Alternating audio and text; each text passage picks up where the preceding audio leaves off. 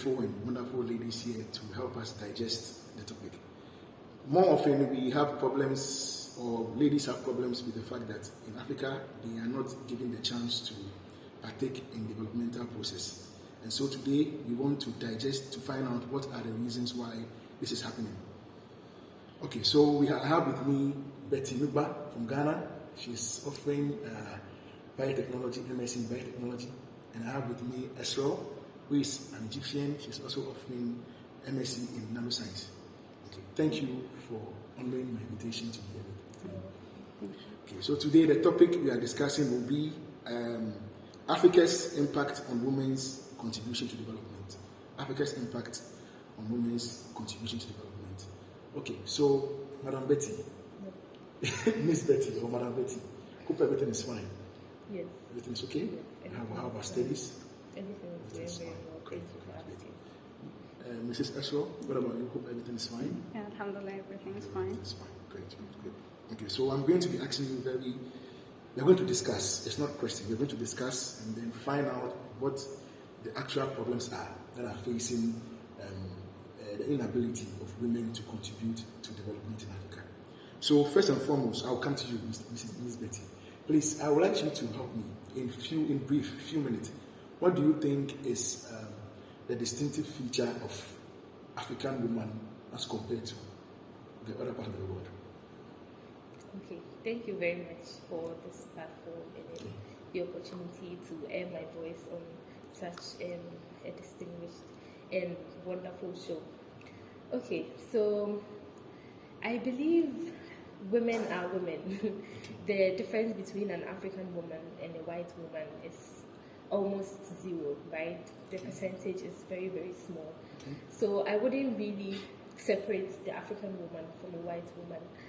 But I believe our upbringing and the part of the world that we come from has played a big role on the kind of women we've grown to become. The fact that, our great-grandmothers and fathers came from slavery and we had to literally build everything from scratch and bring ourselves where we are now, as compared to women that I wouldn't say had it easy, but the platform was there and everything. And as of now, there's still countries with women that are not allowed to air their voice and even work, right? So I believe that as compared to where we were, we have definitely come far. But our upbringing and our culture and the people that surround us as women has brought us where we are. So if there's any difference, that will be what differentiates us from any other woman. Okay. Thank you very much for that wonderful submission. Mr. Shaw, I'm coming to you. So Mr. Shaw, from what Miss Betty said, she expatiated on the fact that African women are not necessarily different from other parts of the world, but the fact that our upbringing or their upbringing is different. Now, I want to find out, do you think that this upbringing process in the African community that tends to differentiate between the gender female and male, do you think it's necessary? In Africa? Yes, do you think it's necessary? It's necessary or it's happening? No, it's happening, yes, it's happening. But do you think there is a need for that, to try to differentiate between the female and male? Of course no, it's not necessary. Okay. There is no need, absolutely no need to differentiate between males and females. Everyone has a potential to be something great and to pursue whatever their dreams and their hopes. So the upbringing which differentiate between males and females, I don't think it's very wrong. Okay. It encourages males to pursue their dreams, their job, career, hopes, sports, education, whatever. They're basically giving them the upper hand in the society, while suppressing females. They just should stay at home, raise kids, look for the household and stuff. So I don't think this is fair, and I think there's lots of accomplished lots of accomplished women who made other African and every woman proud to be like a woman. Yeah, they fought to be where they are. Like I don't remember specific people, but recently in the Olympics, we had like in Egypt, from Egypt, 2 ladies who won medals in sports, and this was like the first time ever for a young lady to accomplish something like this. Yeah, we have different ladies, professors, scientists, and even in politics we have like accomplished women.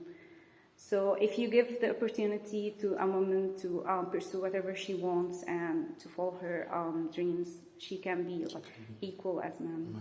Yeah. Okay. Thank you very much. Thank you. That's very wonderful. Okay. So, like she said, it's not necessary because it hinders the progress of some women in African society. So, I think that actually answers the next question. But I want you to give me a brief, something brief about the effect, what the society and culture in Africa, how it's really impacting the life of an African woman. Okay. Something brief. Thank you very much. When you look at the way we are brought up as African women, from the local homes, because there are homes that have different ways of upbringing, but generally, I believe even our mothers and our grandmothers tell us that you were a woman at some point, or at least by 30, you should be engaged or married. You should start having kids because your clock is ticking. I believe most of us have heard a lot of these comments and everything. And also, when it comes to religion and when it comes to culture, basically, because in Ghana, for instance, we have the traditional religion, we have the Christian, and we have the Islamic religion. Each of these religions have different ways of bringing up its people. When you go to the traditional religion, women are basically nothing.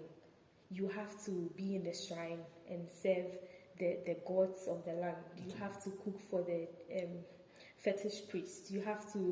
Women are used as sex toys and all that. So these definitely negatively impact women and suppresses the potential. And it's an endless conversation, trust me. It's really an endless conversation in all areas and aspects of our lives. So, yes, it really does affect us in so many negative ways. Okay, yeah. so a follow-up question to you.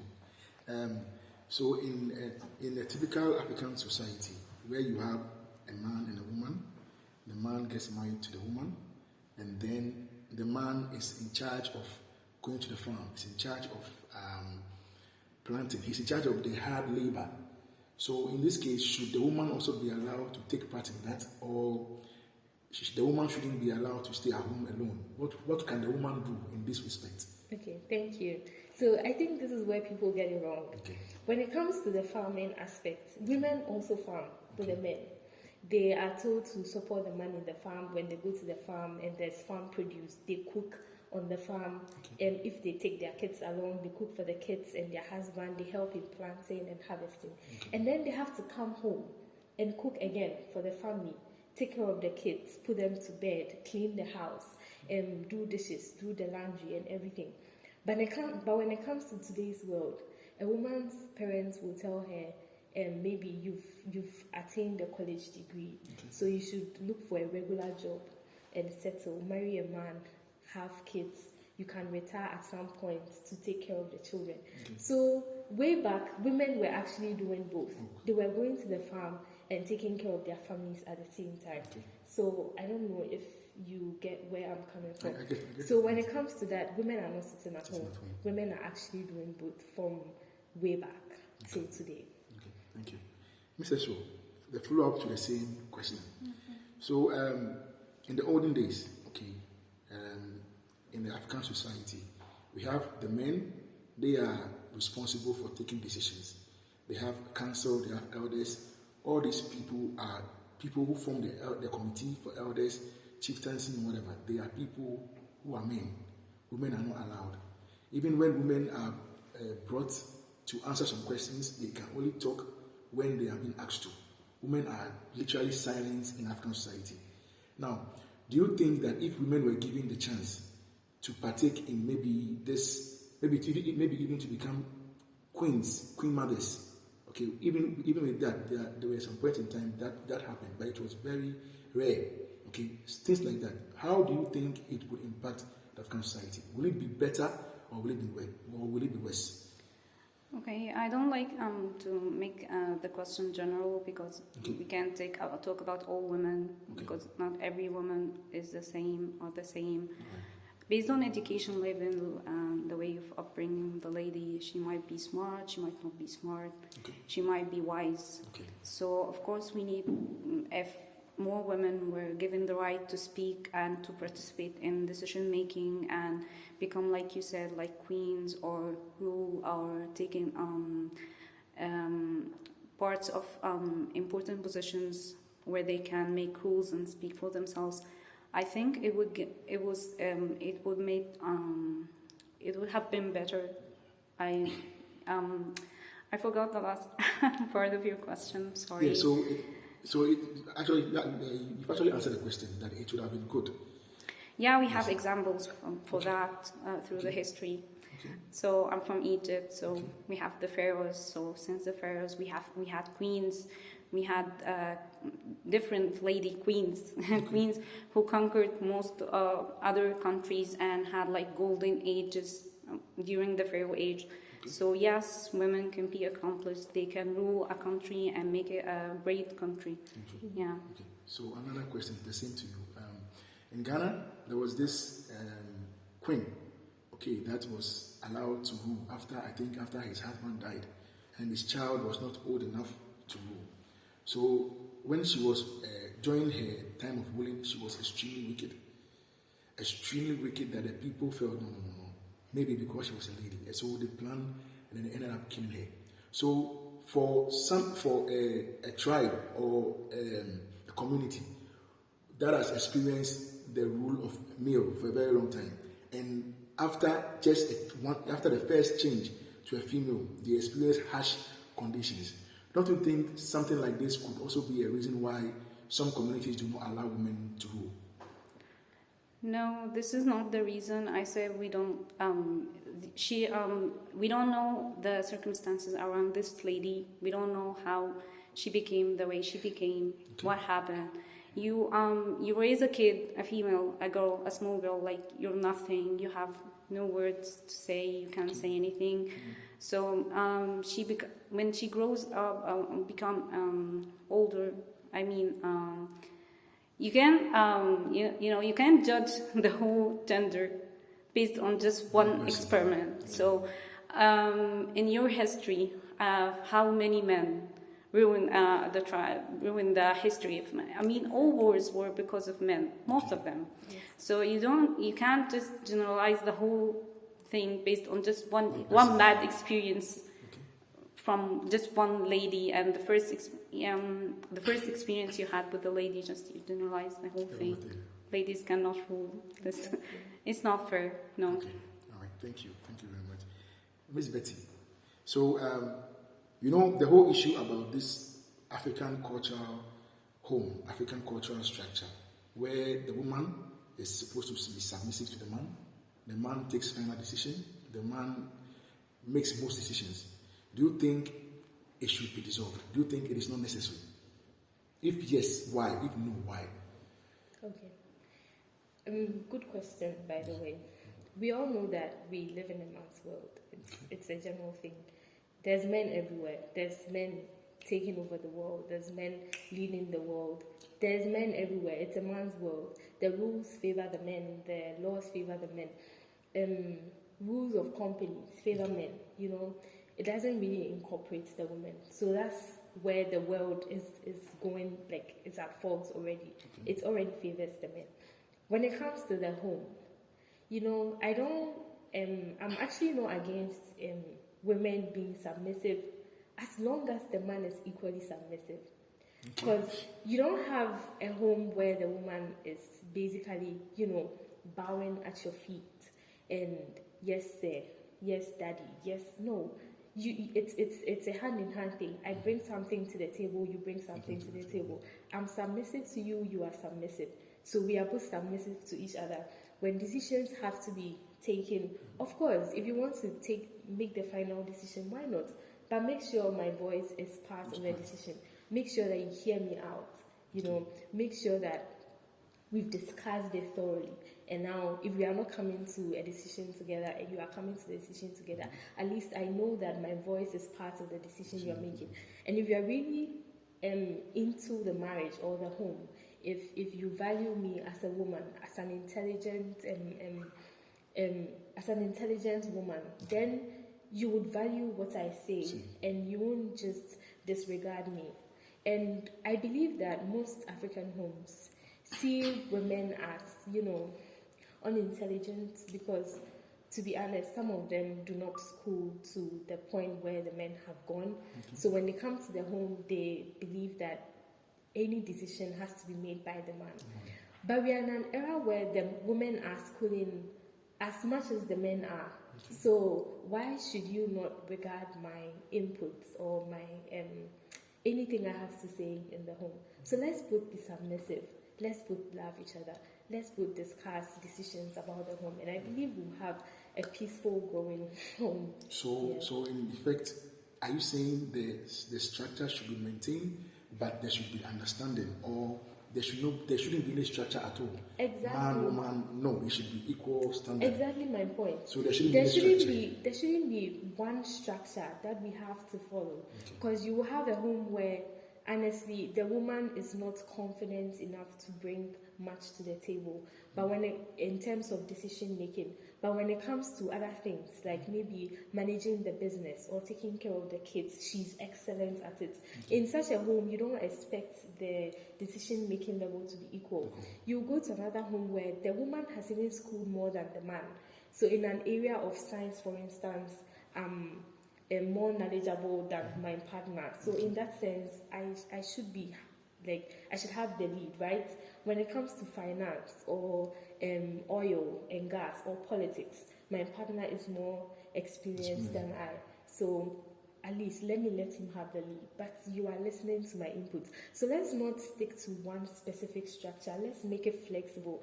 And so long as we the two people love each other and are submissive to each other, it will be quite easy to handle and control in the home. Mr. So, follow up to the same topic. From her submission, we've come to understand that yes, the structure can be there, but it should be different respective of the family. Okay, so my question to you is, what does religion, like Islamic religion, Christian religion, what does this have to do? Because sometimes these things, it's not just about the family alone or the culture. Sometimes it has to do with the religion. The Islamic religion will tell you, or the Christian religion will tell you, wives, be submissive to your man, irrespective of the amount of money you earn as a salary, irrespective of how knowledgeable you are. Once he is identified as the man in the family, you give him that respect. Irrespective of even the amount of input financial he brings in, he is a man, and he is as such a man, so you should give him that respect. What do you think? In such a situation, how do you handle it as a woman? Because your religion is telling you in every situation, you should not, even sometimes your religion will tell you, don't speak against your man, even if he does something wrong. Okay? The way the religion teaches us to behave. So, in such instance, do you think the religion is being unfair to the woman? Or do you think there is a reason why it is structured that way? Okay. Well, first of all, the religion was either Islam or Christian religion was passed by men through the ages. So I think it's not biased, to be honest. I can tell you whatever you want to hear and tell you this by the name of God. So you will believe me and you will do whatever I tell you. But if you're talking about religion, like because I'm a Muslim, so I can speak about Islam. It says, a wife must respect her husband, but she can talk to him and participate in decision making. This is advised, actually. But some people, lots of people in Egypt and in Africa, use some words of Islamic words of the Prophet Muhammad and just twist it a little bit to make the lady listen to her man and don't oppose him and doesn't speak in front of him and those stuff. No religion, the religion is not unfair. The people who are using the religion, those people who are the people that being unfair to the moment, to just using the misunderstanding and the ill-educated people and guiding them to a direction where it serves their needs. You got me, right? Yeah, I get you. So it's not the religion, it's the people. It's the people. Yeah. So the people are twisting the religion. Yeah, because to suit their own. religions are fair, to be honest, and yeah, if I said, like, from Islam point of view, no mutual understanding, decision making, and everyone have responsibilities and duties to make, either the man or the lady. So nothing like Something like that. Okay. Yeah. Thank you very much. Welcome. Okay, so we're going for a quick commercial break and we'll be back.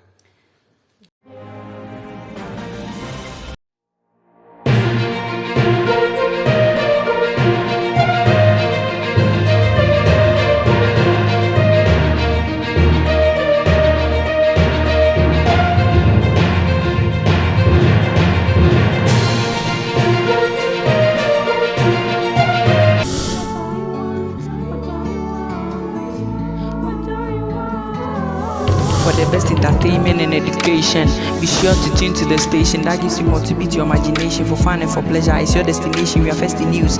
E-JUS, we pick your fuse. You don't want to lose all the twists and trails we bring to you. We take you to entertainment, loop the loops. We serve you with trendiest filler, dandiest thriller. Or there's some more, it's a fan-filled villa. Fashion talks, relationship talks, there's more. Idea, there's a great chinchilla. We got the best for you. We got the best for you. We serve you with honor. We leave the choice to you. To tune in and station to the best TV station, it's Priana.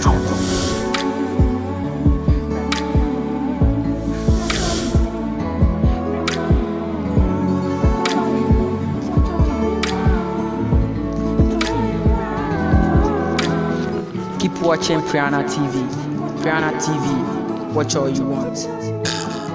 The name no dey here.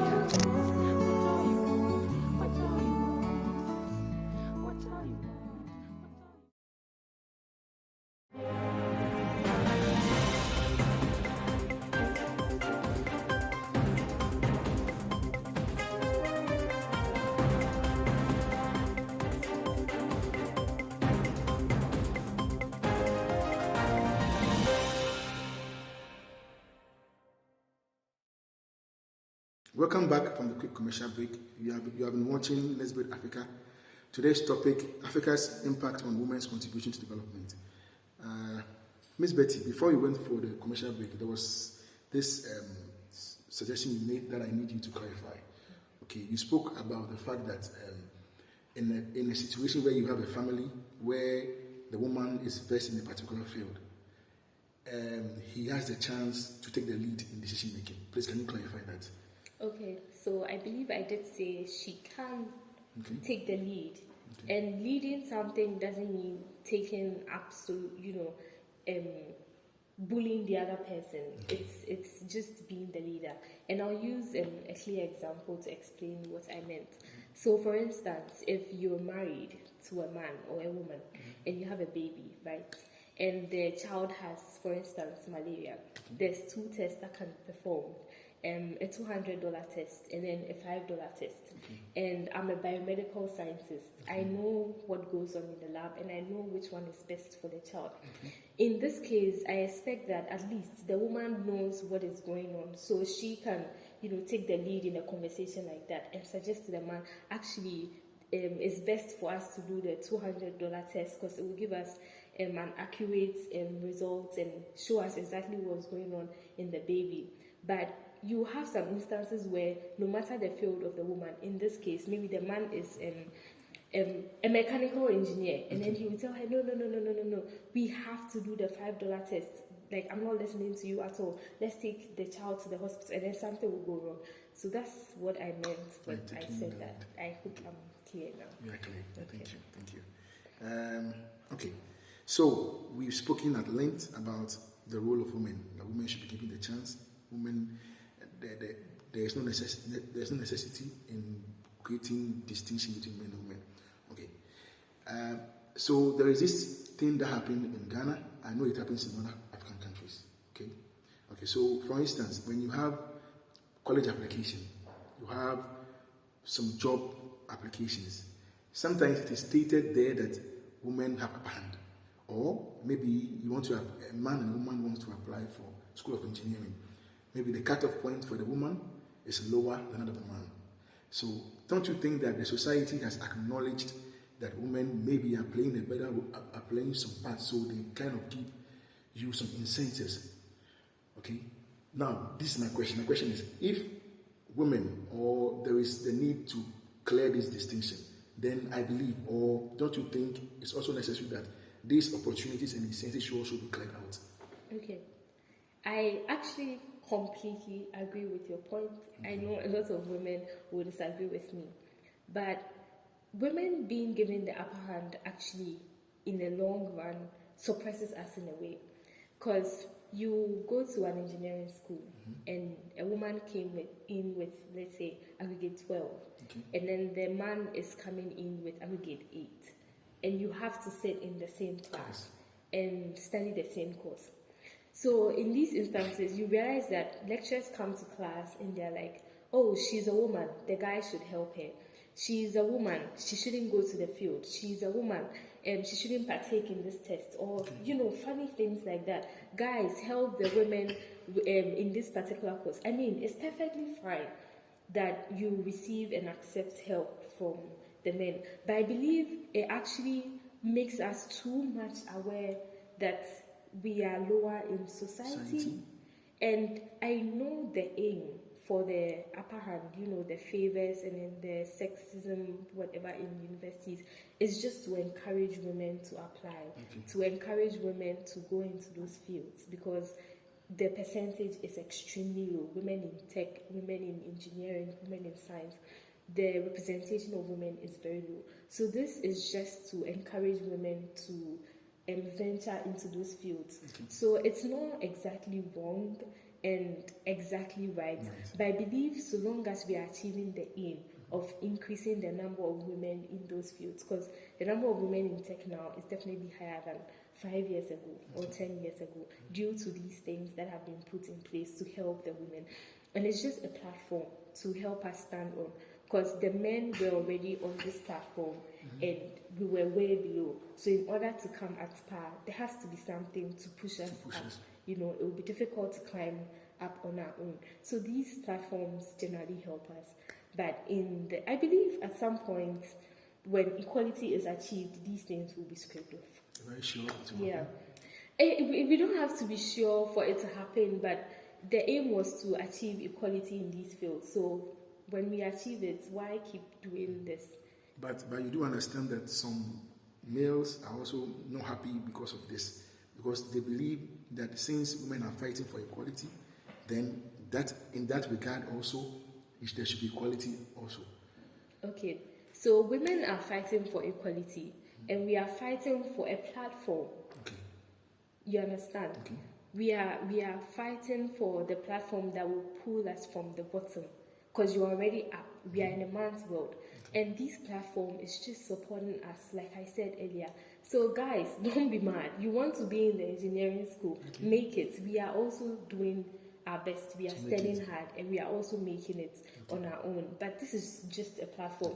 Because if a woman gets 8, a guy gets 8, I don't need the favor of 10 to make it to engineering school. You understand that? So it's just a platform to encourage women to go into those. So it should still be okay, or it should be scrapped off?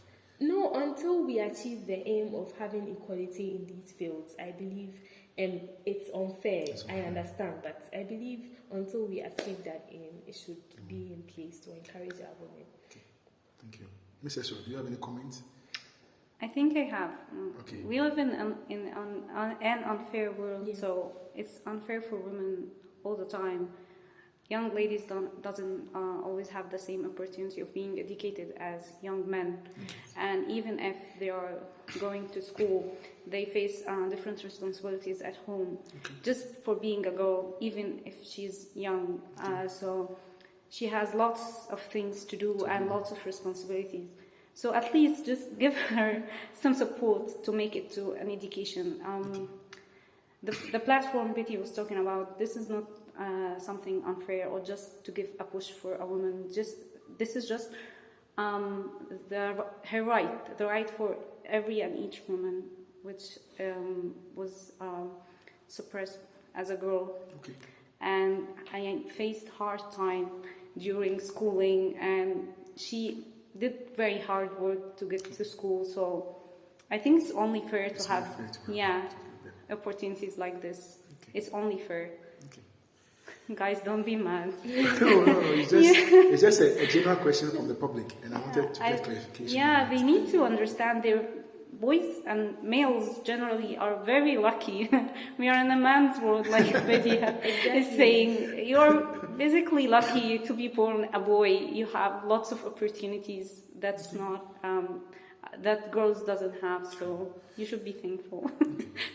Now I have a question for you. It has to do with marriage. Okay. Okay. So marriage in African society is very important. It has been seen to be very, very important. Yes. Now, I believe it's not every woman that wants to get married. Actually, it's not every woman that wants to get married. Yeah. But the pressure of African society is causing that. Sure. Can you give me any comment on that? Do you think it is necessary for? I wouldn't say necessary, but I believe not every woman wants to get married. So, what do you think could be done, or how should it be done? Should women be forced to get married or something like that? Any comment at all, briefly? Of course, other than marriage, women shouldn't be forced to do anything. No Other one than should. marriage? I mean, like marriage or something else. Okay. No one should force any woman to do anything. Okay. And I believe most women now doesn't want to be married, to get married, because they think of marriage as a partnership, and this is not the case right now. They just get married because, as Betty told us before, they're old, they're 30, they need to have kids, their clock is ticking. The pressure of the society makes them, find the first man they can get and get married, and this is wrong. It ends up in divorces, lots of divorces, and I think this mindset needs to be changed. Yeah, it really needs to be changed. Do you have any comment? Of course I do. I mean, this is a very delicate and sensitive topic. Okay. Nobody should be forced to do anything at all, trust me. And even in the African societies where women are, being pressured all the time, you need to get married, you need to have kids, they are not forced to do it. Okay. Except in some tribes where, kids are actually forced into marriage, and there are laws now that take care of things like that. Aside situations like that, nobody is forced to get married. There's the pressure. Okay. There's the constant reminding that you need to get married, your clock is ticking. Nobody is forced to get married. But I know that the pressure can be overwhelming sometimes, yes, and push people into these things. Exactly.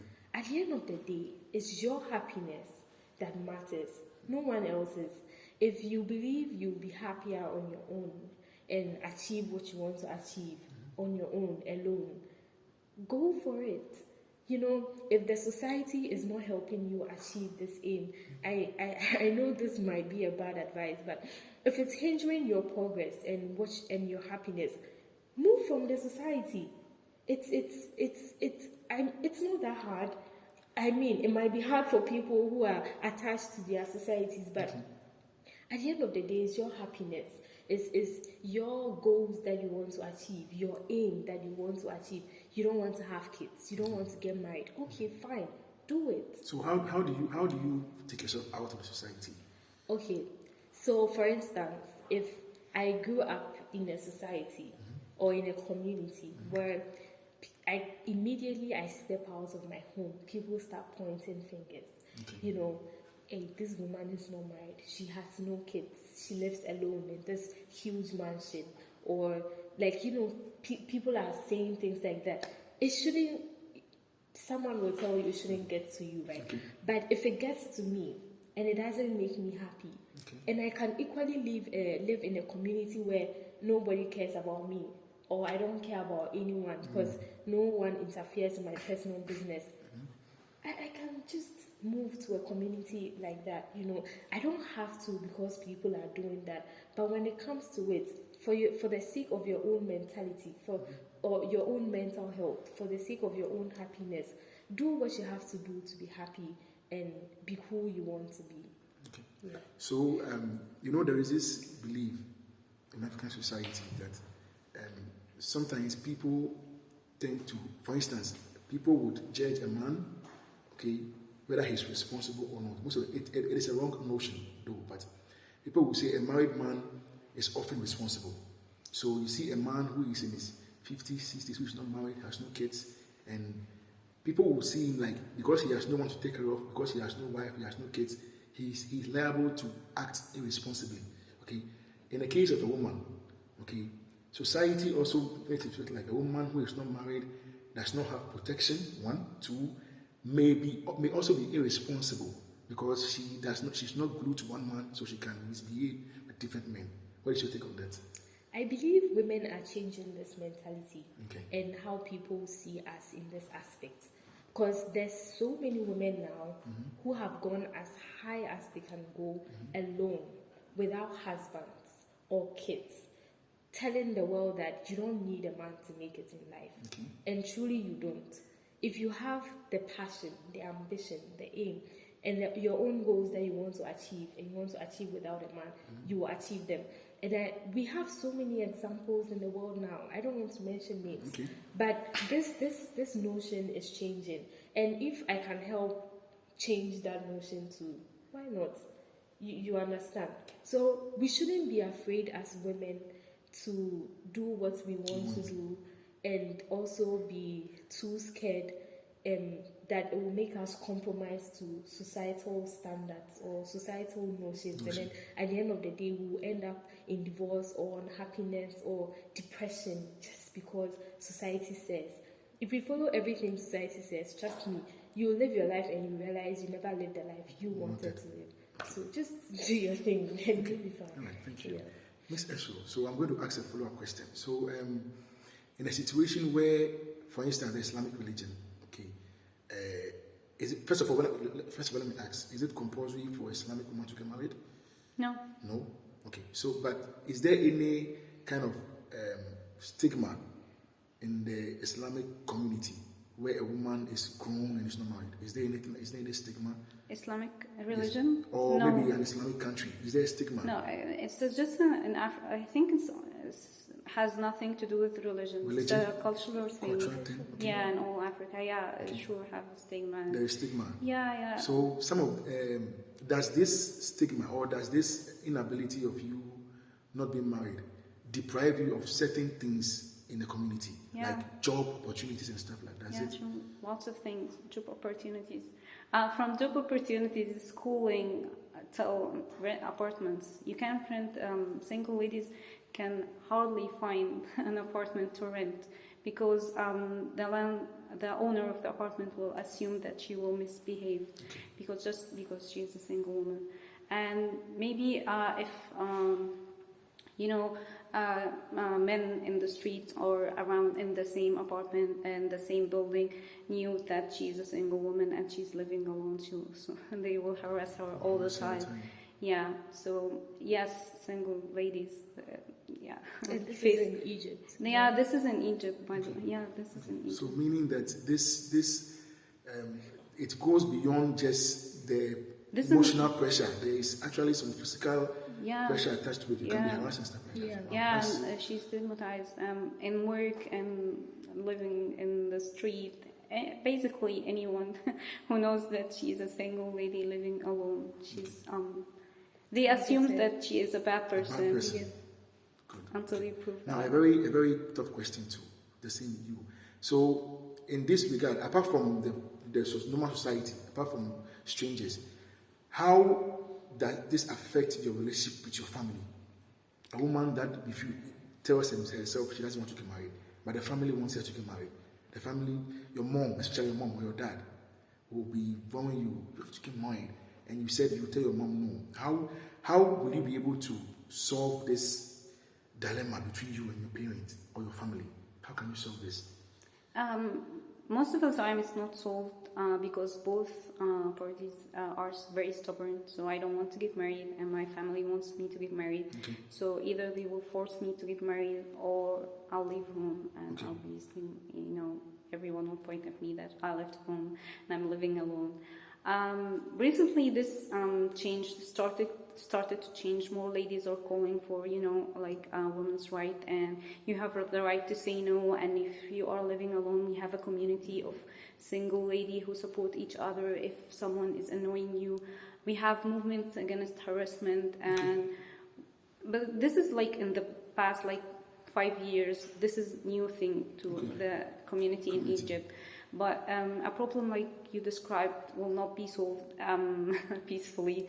It will end up in fight. Maybe even the lady will never talk to her parents again. Yeah, wow. Most of the time. Wow, that's serious. But this is changing. It's changing now. Yeah. Okay. So the parents are now being receptive. They understand and they allow the child to. The more educated people are, and the poor people in the countryside and especially in Upper Egypt, no understanding. You don't understand this. You have to get married. Or you have, if you left the home, you're not my daughter. I don't know you anymore, and I don't want to know anything about you anymore. That's serious. It's harsh. It's a lot. Okay, so this is a general question, but I need just a brief. Can you give me 2 or 3 reasons why we don't have a lot of female presidents in Africa? Okay. So, I don't want to count my reasons because it's more like a massive one, but when you look at where women were and where we are now today, we've come a long way. Their platform is definitely increasing, but it's not been that long. So I believe women are still rising. Very recently, a flag bearer to the NDC government in Ghana appointed a female vice president. The vice president of the United States of America is a woman. So let's not give a timeline to the women that why don't we have, we do have, I believe the president of Liberia is a woman. If I'm wrong, cut it. Right? So we are definitely rising and we are taking up positions, we are taking up power, we are leading the people like we should. So let's not confine or time us or put a timeline as maybe by or in 5 years' time we should have 10 female presidents. Or let's allow us to groom, allow us to grow, allow us to get used to the platform we've been given, allow us to continue to raise our voices and also pull the others that are left behind along with us. And with time, I believe women will take over the world. So that's very nice submission. I'm asking this question because there have been suggestions to believe that the women wants to take up these positions, but the men are preventing them. There have been suggestions that sometimes maybe in a political party, you have women who want to stand as flag bearers, but the men would bully them. Maybe will say some things just to discourage them. Okay, so my question is, what can be done? Is it policies? Is it what actually should be done to make sure that the platform may be there? They may put the platform there, but whatever circumstance surrounding the platform will be difficult for you to go closer. So what could be a suggestion? This is very, very true, and it's happening even today in 2021. Women are being prevented to take up certain positions, and my colleague here spoke about even job opportunities. Some job opportunities are not being given to women or single women or married women, So I believe it's about finding our voice and using our voice the right way. There may be policies put in place that this role is not bound to a specific gender, but inside the community, the women are not allowed to take up these roles. Find your voice as a woman. Call your community, call on to your fellow women, and then start the movement or join a movement or join your fellow women who will help magnify your voice for everyone to hear that this is what is going on, because that is what has brought us this far. Finding our voices, right? So we don't have to leave our voices behind at some point or when we get to a certain level. No, we have to continue raising our voices and voicing whatever we have to say out. If you are being oppressed, if you are being harassed, or if you are being denied a right, raise your voice. If it has to be about the law, let it be about the law. If you have to sue, sue. If you need your fellow women, gather them and then start a movement to make sure that the next person coming after you doesn't face the same thing. And this is how women are going to go and then go as far as we want to go. So yeah. All right, thank you. I have a question for you. Okay. Okay, so you know about this slavery, black slavery, and this Black Lives Matter issue. You know, the blacks have suffered for a very long time. Yeah. Okay, and then now there is a belief that when you push someone to the wall, or you push someone against the wall for several times, and he realizes there is no other way he can go, he will bounce back and come with force and attack you. Okay, now there is this issue about women in managerial positions. Okay, there is this belief that women who take up managerial positions tend to be very wicked. Okay, now, personally for me, I believe that probably this may be because of the mindset that as a lady, if I don't become tough, they will override me. What is your comment on that? Yeah, I agree with you. We women in managerial positions tend to do this. Professors. I can speak from my experience as a teaching assistant. I'm just a teaching assistant. Okay. But when I'm tutoring a male student, he just tends to raise his voice and try to, because just I'm a lady, so he thinks that I can't respond to him, or I can tell him to behave himself. So I have to be tough. I have to shout all the time. I have to do exactly what you're saying, because men basically make us do this. This is not who I am, but just the circumstances are making me more tough and more, strong in a way that is not very good for me. Yeah. Okay. So yeah, you're right. So you agree that it is the mindset. It's making you. If you're not tough, you can't. It's not the handle mind. I don't go to the position with this mindset in my head that I have to be tough. I have to show them that I'm strong. Okay. No, we don't do this. We just try first to be ourselves and just do our job normally like everyone does. And then we are surprised by the reaction of the other gender. That's why we start behaving differently. We start defending ourselves. We started putting this poker face and raising our voices. Tough face. You come to the office, you smile at me, I won't smile back. Did you do the work I gave you? Yeah, if I smile. That is not being tough. That is No, not. some actually do that. They will not even give you smiling face. That has nothing to do with the fact that they are in a managerial position or they have to be tough to work. Okay. If the woman is soft, the men will gather and say, oh, she's a woman, so she's soft. Yeah. We can do whatever we want. She's tough, and now they're like, she acts like a man. Do not put us in one box. Okay. I can be tough when it comes to a board meeting, when it comes to a general company meeting, and I can be soft when it comes to a retirement party or a dinner, a company dinner or something. Don't confine me as to, because of my gender, I have to act like this in this position. No. If I'm tough, I want to be tough, and I have to be tough. So far as I'm not going against any law or rule, and I'm doing the right thing and managing my company the right way, you, the man, don't have to tell me I'm being too tough. I'm being a manager. I'm being who I have to be. That's basically it. So do not write a list of how a woman should behave in order to be a manager or something. No, don't put any woman in a box. We are all different, and we manage things differently. So let the women So maybe not every woman will be tough, right? Yeah, some women are soft in managerial positions. I don't want to use the word soft, but they are flexible as compared to other women. And you'll find flexible men in managerial positions as compared to other men who are tough. Sure.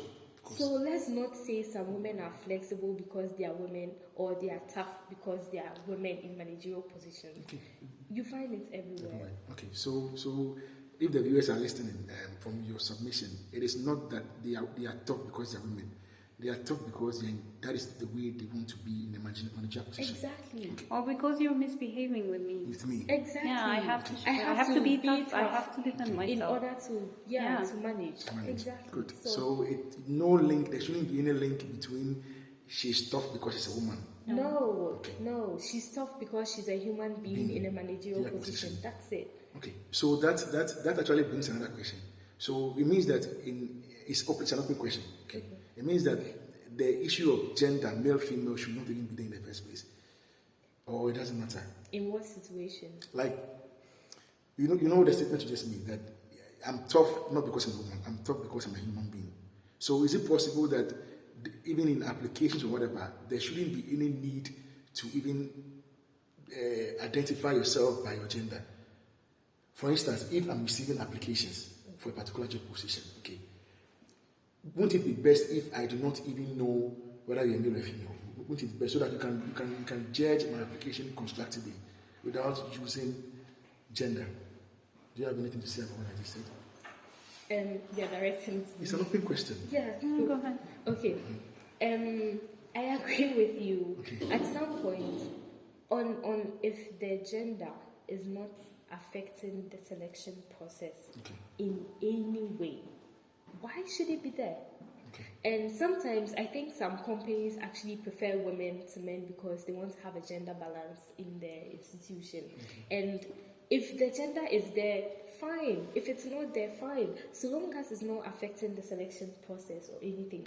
And sometimes, when a woman comes in, at some point the conditions are different. If she gets pregnant, at some point she will have to go on maternity leave, right? So we can't completely disregard gender in the workplace. We cannot. Women are women and men are men. Whether you are transgender or you are, it doesn't matter. Women are women and men are men. So we can't completely disregard this, right? But it shouldn't affect the selection process, or it shouldn't affect our pay grade. It shouldn't affect our roles in the company. Because sometimes they say this job is for a man because he doesn't have a family, but you are married, you have kids, so let the man take the role. This shouldn't be so. So long as the gender being there is not affecting major key decisions in the selection process or in roles in the company, why not? Do you have any comment? No comment? Okay. I agree. So I think we are getting closer to the end of the show. We'll be waiting for a quick commercial break. We'll be back.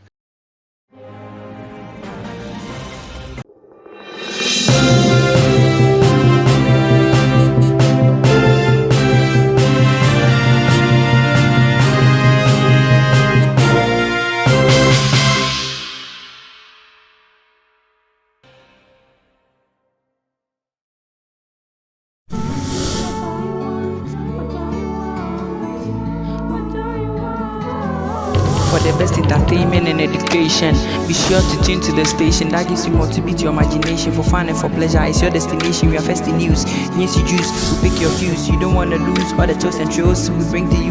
We take you to entertainment, loop the loops. We serve you with trendiest filler, dandiest thriller. Or there is a more, it's a fan-filled villa. Fashion talks, relationship talks, there's more. Idea, there's a great chinchilla. We got the best for you. We got the best for you. We serve you with honor. We leave the choice to you. To tune in and station to the best TV station, it's Priana.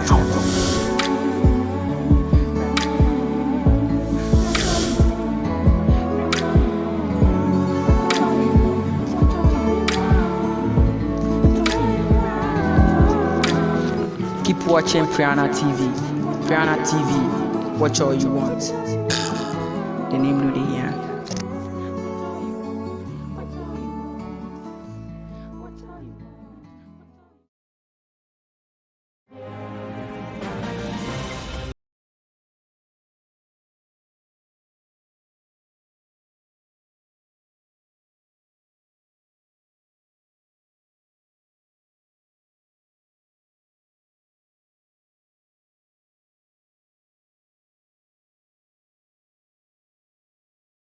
Welcome back to the show. I know you are enjoying the discussion. It's getting interesting and heated up. Yes, because of the topic is very delicate. Now we are getting to the end, so I'll just ask some few questions and then we can wrap it up. So I want each of you to give a comment. No, I'll ask a question. I'll ask a question. I need to ask a question about this because I need to hit some nerves. All right. So modernization.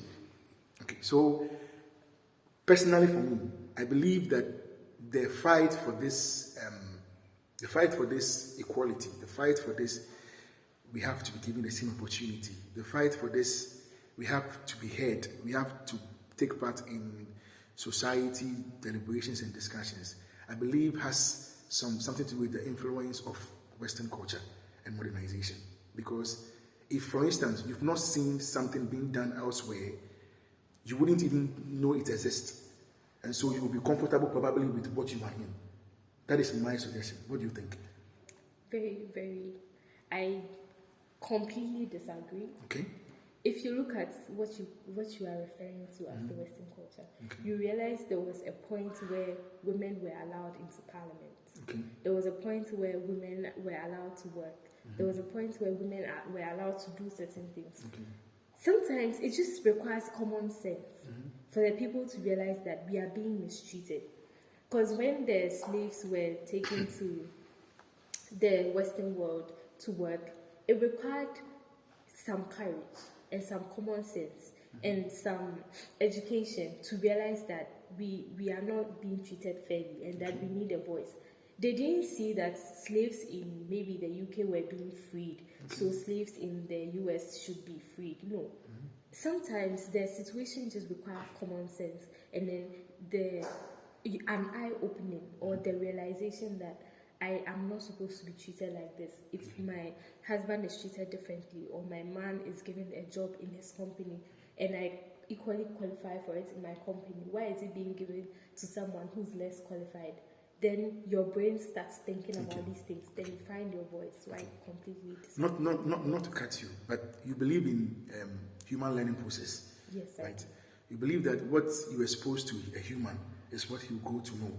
Okay, assuming you are a woman who was brought up in an African society, and then you see how your mom takes care of the dad. You see how your mom prepares food for the dad. You see how your mom kneels down in front of the dad to even serve food. Now, as a woman, your mom tells you the same. This is the way you are supposed to behave. If you do not have any external influence, you wouldn't know. I believe you wouldn't know that you are supposed to rise and fight. That's not true. That's what people actually think happens.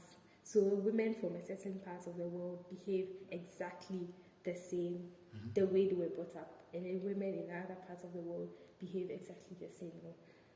Some women actually, from self-learning, realize that whatever is going on is wrong. But sometimes it's either their voice is suppressed or their rights are suppressed that they don't have any other choice than to do what the other women are doing. You go to the villages now and you realize that there are some women who are not married. Okay. They have their own farms. They don't have kids. Despite the pressure from the society, despite the pressure from their families, they've never traveled. They've never read a book. They've never been anywhere or nobody has told them anything. But from their personality that they were born with, from their own intellectual abilities, they knew that this is not the kind of person I want to be. And it takes some level of courage to move away from the mass or from the crowd and then be who you actually want to be. You find some of these women in the villages. So it's not completely that you are brought up a certain way. So in fact, you mean that in any point in time, there is a possibility or there is a likelihood that a woman may rise up, but it may not be as a result of any influence from external influence, but maybe just instinct. Let me ask you one question. Yes. We believe cars originated from the Western world. Yes. Where did they see cars to build cars? Where did they see cars to build cars? Yeah, we learned to build cars from them, right? Yes. Where did they see cars to build cars? Do you get my question? Okay, so the point is, okay, if I should answer that, probably maybe they felt they needed to find an easier way of transportation. So they wanted to create invented something. Yes. They didn't have to see someone drive a car to invent the car. Sure. Right? From their own intellectual, from their own mind, from their own innovation abilities. So why can't we do same in Africa? Why must everything be as a result of us learning from the Western world? Okay, fine. I'll come back to you. Okay, Miss, please.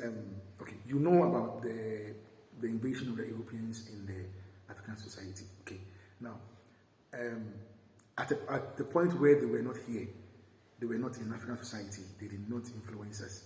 Okay, you realize that if you read history, which may be altered anyway, we don't entirely believe in it, but from what we have been given, their behavior, or the Europeans, according to their narration, it is seen that our behaviors and acts were barbaric, meaning that what we were doing were not intelligent, we were acting very like an animal in an unusual way. So they introduced to us some level of modernization or some level of enlightenment. Do you think that this could also be a reason why women who rose up to fight the society got that notion from? Probably they saw women as part of the Europeans and they saw the role those women play. So they felt, yes, he's also a woman like me. I can also fight. Okay. Well, apart from the gender, they realize that they're free and they have to speak up for themselves. Okay. So not just women who learn from the Western world how to speak up for themselves. Okay. Also men, slaves. So maybe as you said, the Europeans affected the African society in some way of making women speak for themselves, but they didn't only make women speak for themselves. They enlightened the whole community, everyone. I don't know if I got your question. Yeah, you got it. You don't have anything else to add? Is that, or you have something more to say? I completely agree with my colleague because we don't need to see. I think Western women, before getting their freedom and their voice heard, they were suppressed like us. Okay. So how did it start? Exactly. So if even decades ago, the women advocates movements started to form in Africa. Okay. Before social media and the internet, and even seeing other women fighting for their rights and for their voice to be heard. So it's not necessarily the influence of the Western world. Maybe it's just the spark that started the whole thing. And let's give the credit to the real women who stood up, who fought, who fought for our rights that we are enjoying today, and not to the Western world or no, let's not do that. So now each of you will give final touches to the audience. What you have to say, a finalization summary about how the impact of African society, how it impedes your progress to succeed as an African woman. So I'll start from you. I believe every woman is different. Okay. We are all built differently. We have different mindsets, different way of thinking. What I've said here is how I think. Some other women might think differently and oppose what I say.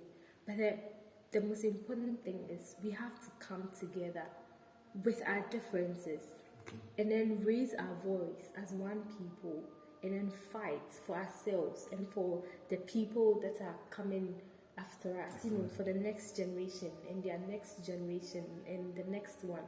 Let's not let anyone suppress us, or even society, or even our fellow women bring us down because of the voice we are raising or because we are fighting for ourselves and for each other. Let's keep this community as one. Let's come together and be united and raise one voice in one accord and move forward as one people. Because I believe that if a man can do it, a woman can also do it. So let's be one. No, I don't say that. If a man can do it, a woman can also do it. Let's leave it there. So yes. Okay. I can't add anything more. She left me. She just. Okay, so I want to leave a hanging question to the audience. Maybe you can answer in the comment section. So in this case where women are supposed to come together, they're supposed to have a common mindset, they're supposed to make sure their voices are being heard. So it will be reasonable to say that as a woman who has female as kids and children, you should start impacting this knowledge into them that they can be independent. Maybe they should have their voice being heard. So you shouldn't be scared to teach your children, your female children, how to be independent. Or do you agree or you disagree with me? You threw the question to the audience. Yeah, I know, but I just want. Yes, If you are raising your voice, you should teach your kids to also learn how to raise their voice.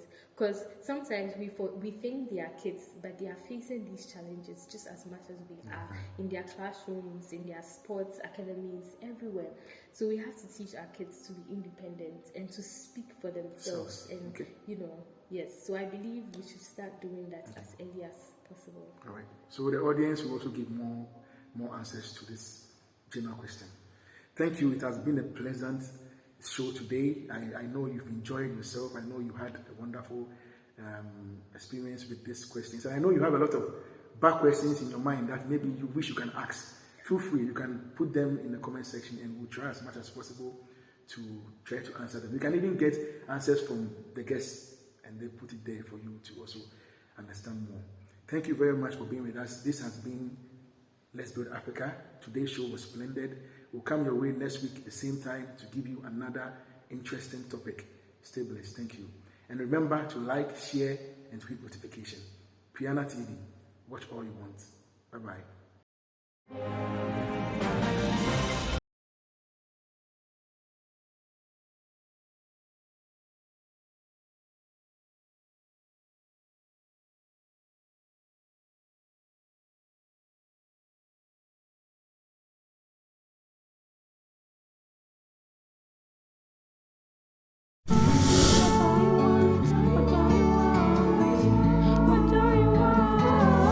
For the best entertainment and education, be sure to tune to the station that gives you more to beat your imagination. For fun and for pleasure, it's your destination. We are first in news. E-JUS, we pick your fuse. You don't want to lose all the toast and trails we bring to you. We take you to entertainment, loop the loops. We serve you with trendiest filler, dandiest thriller. Or there's a more, it's a fan-filled villa. Fashion talks, relationship talks, there's more. Idea, there's a great chinchilla. We got the best for you. We got the best for you. We serve you with honor. We leave the choice to you. To tune in and station to the best TV station, it's Priana.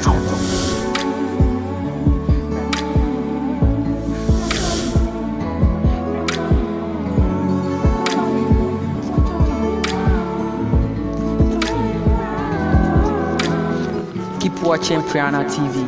Priana TV, watch all you want. The name of the